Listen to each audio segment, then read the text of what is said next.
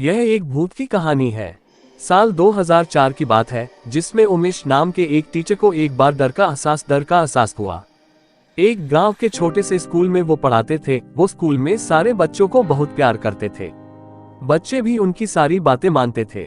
उनका घर स्कूल से बहुत दूर था और उन्हें आने जाने में बहुत दिक्कत होती थी, इसलिए उन्होंने स्कूल में एक अच्छा सा कमरा देखकर वहीं पर रहने लगे और बीच बीच में अपने गाँव भी चले जाते थे।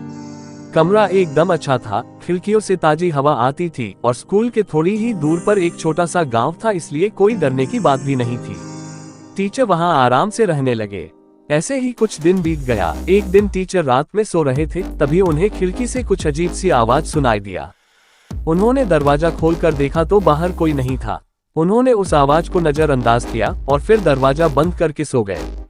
दूसरे दिन भी रात के समय फिर खिड़की से अजीब आवाज आने लगी। टीचर ने थोड़ा गुस्से में कहा, कौन है खिड़की पर जो इतनी रात को हमें परेशान कर रहा है? और फिर ऐसा बोलते हुए दरवाजा खोले और वहीं पर खड़े होकर उस आवाज को सुनने की कोशिश करने लगे, लेकिन फिर कोई आवाज सुनाई नहीं दी। समय बदलता रहा और ऐसे ही हर रोज वह रात को सोते समय उस अजीब सी आवाज को सुनने की कोशिश करते रहे, लेकिन उन्हें कुछ नहीं सुनाई देता था। कई महीने बाद उन्हें पता चला कि उस कमरे में कई सारी घटनाएं घट चुकी थी। एक दिन शाम को टीचर उदास होकर बाहर बैठे हुए थे, तभी गांव का एक आदमी आकर पूछा, क्या हुआ मास्टर जी, आप इतने उदास क्यों हैं? तब टीचर ने उस आदमी को रात में होने वाली सारी घटना को बता दिए।